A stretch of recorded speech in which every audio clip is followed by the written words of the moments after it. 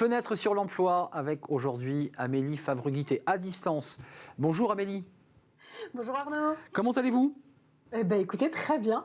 Co-fondatrice Amélie Talent Management, faites partie maintenant de ce cercle très fermé des influenceuses de Smart Job. On est très très heureux évidemment.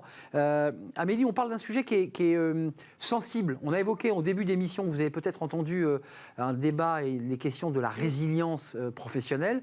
Avec vous aujourd'hui Amélie, on s'intéresse à un autre sujet qui est la question du burn-out, qui est un sujet, en tout cas vous allez le développer, un sujet tabou. Pourquoi c'est tabou le burn-out ? Parce que c'est pas rare en tant que recruteur, quand on va recruter justement lorsqu'on est en session, d'avoir quelqu'un qui va peut-être nous raconter qu'il a eu un burn-out, ou on va peut-être le détecter pendant l'entretien. Et alors c'est la question, c'est que quel est le rôle, quel est le pouvoir entre guillemets du recruteur qui a ce candidat qui suspecte d'avoir eu un burn-out ou qui nous l'annonce. C'est est-ce qu'on poursuit le processus du recrutement avec le candidat ? Est-ce qu'on l'écarte ? Est-ce qu'on l'oriente vers un autre type de poste ? Est-ce qu'on en parle au manager ? C'est assez compliqué parce qu'en plus on sait qu'aujourd'hui 10% des salariés en France ont ou vont faire un burn-out, mais c'est le rôle un peu de responsable, cette responsabilité sociétale que l'on peut avoir, de se dire que quel est l'impact que nous, recruteurs, on peut avoir dans cette position d'influer positivement ou négativement vis-à-vis de la carrière d'un collaborateur, tout simplement, en fait. Amélie, c'est pas un petit sujet, parce qu'évidemment, ça met en péril l'embauche d'un collaborateur, le fait qu'on arrête un recrutement. Une question un peu juridique, c'est un sujet de discrimination, cette question ? Bah oui, parce que potentiellement, ça touche à une maladie. C'est une donnée personnelle. Donc, la personne n'a aucune obligation d'en parler dans le cadre d'un entretien. Quand même, Amélie, là, je bascule évidemment champ contre champ, mais le recruteur de son côté se dit il a eu l'honnêteté de m'annoncer qu'il avait fait ou eu un burn-out, et en même temps, je suis inquiet parce que si de nouveau, il plongeait. C'est cette question-là, il se la pose. Et il est traversé par cette problématique. Obligatoirement. Il y a aussi le côté un peu anxiogène. Le recruteur, si jamais on a un candidat qui va qui va carrément nous le dire, en fait, nous dire pendant l'entretien, ben voilà, j'ai eu un burn-out, ça fait peut-être 2 ou 3 ans que je ne travaille plus, parce qu'on va voir ce trou forcément sur son CV. La première chose, c'est effectivement de rassurer le recruteur ou le manager qu'on a en face. Parce que la première chose, effectivement, quand on est recruteur, c'est de dire, oh là là, il a été malade, il s'est absenté, est-ce qu'il est totalement guéri ? Parce qu'un burn-out, ça se guérit pas en 6 mois. Donc, quand les gens me disent j'ai fait un burn-out, je suis revenue au bureau 6 mois après, j'ai toujours des doutes. Mais parce que normalement, ça prend quand même beaucoup de temps. Est-ce qu'il a été bien accompagné ? Est-ce qu'il a été suivi par des médecins, des psychologues ?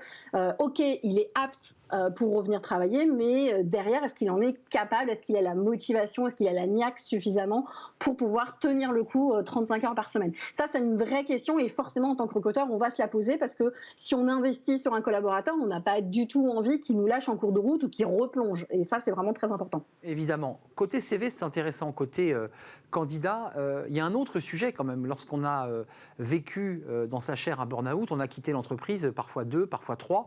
Et en fait, il y a un trou sur le CV. J'imagine que ça, c'est aussi vous qui êtes une spécialiste du recrutement. Le recruteur voit ça et forcément interroge le candidat. Vous êtes parti, vous avez voyagé, qu'est-ce qui s'est passé ? Donc automatiquement, le candidat se sent un peu piégé. Le recruteur de base va chasser un peu le vide sur le CV. Donc, dès lors qu'il y a un trou, on va vous dire, tiens, vous avez fait quoi pendant ces 6 mois, 1 an, 2 ans, 3 ans ou plus ?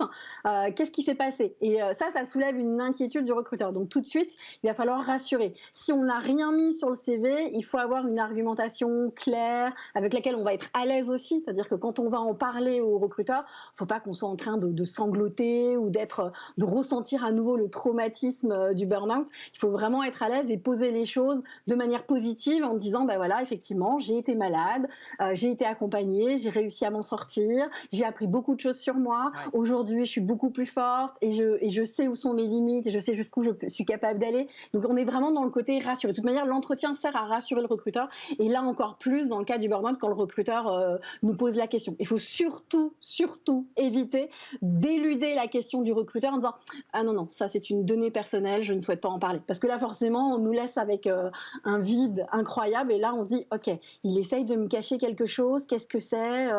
Il est allé en prison, il est tombé malade.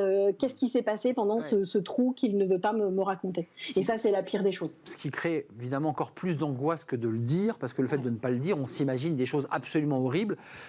Quand même, Amélie, le conseil que vous nous donnez là à travers votre intervention, c'est sur ce point, parce qu'on sait qu'on va être interrogé sur ce sujet, on sait qu'il y a un trou dans le CV, donc il faut bosser un peu quand même, il faut bosser la réponse.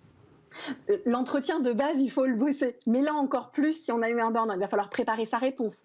Il va falloir montrer qu'on a accepté cet accident de parcours qu'on a eu à un moment donné. Il va falloir être à l'aise avec toutes les explications qu'on va pouvoir donner. Il va falloir montrer qu'on a eu cette phase médicale et qu'on s'en est sorti. Donc on est vraiment dans l'objet de je rassure, je rassure, je rassure. Et en même temps, on est toujours avec cette petite note positive. Je suis capable aujourd'hui, j'ai envie j'ai appris sur moi, je peux vous aider, et on revient sur l'intitulé du poste, je peux vous aider sur telle et telle chose pour reprendre un petit peu la main. Mais c'est vraiment important de rassurer et de positiver. Avant de nous quitter, Amélie, est-ce que le conseil que vous donneriez, parce que je sais qu'il y a beaucoup de téléspectateurs qui ont été touchés et qui se posent la question, on le met directement sur le CV, ce qui évite évidemment les interrogations, les doutes et les hésitations. Si on l'écrit, ça veut dire qu'on l'assume et ça veut dire qu'il fait aussi partie de notre vie, ce burn-out. Oui, si en l'indiquant sur le CV, ça veut dire qu'on l'assume. Un peu comme, en fait, j'ai envie de dire, c'est un parcours de vie. Et plus votre CV raconte votre parcours de vie, et plus on va avoir envie de vous recruter. Et donc, il fait partie de vous, c'est une chance même. Aujourd'hui, moi, c'est ce que je dis souvent aux candidats, le fait d'avoir eu un burn-out, c'est une chance, parce que vous allez pouvoir aider l'entreprise à peut-être créer des programmes en interne, sensibiliser des managers. Ce que vous avez vécu, vous allez pouvoir aider votre futur employeur à éviter que d'autres collaborateurs de l'entreprise l'ont vécu. Donc moi, je suis pour qu'on le mette sur le CV, un peu comme une maman dirait qu'elle a pris son congé maternité, ou un papa aujourd'hui pour indiquer qu'il a pris son congé paternité. Et ben aujourd'hui, ce genre d'informations se retrouve sur des CV. Et ben si on s'est arrêté pour une maladie ou pour autre chose ou pour un burn-out, on peut aussi l'indiquer sur le CV si on est à l'aise avec ça, effectivement. Ouais, et puis ça montre aussi que l'entreprise, elle est très sensible aux questions de qualité de vie au travail. Ah ben oui, là c'est le bon moment de vérifier que les grands discours, les grandes communications justement des entreprises sur la QVT et le bien-être, ils sont vraiment alignés dans les faits. Merci Amélie, c'est un vrai plaisir. C'est un sujet éminemment sensible dont on reparlera sur le plateau parce que c'est la notion de transparence et aussi d'ailleurs qui fait écho à notre chronique du début sur la résilience. Tout ça renvoie aussi à la capacité de surmonter des épreuves. Merci Amélie Favre-Guittet. Merci d'être venue sur le plateau, l'une des influenceuses, incontournables influenceuses de Smart Job. Merci à vous.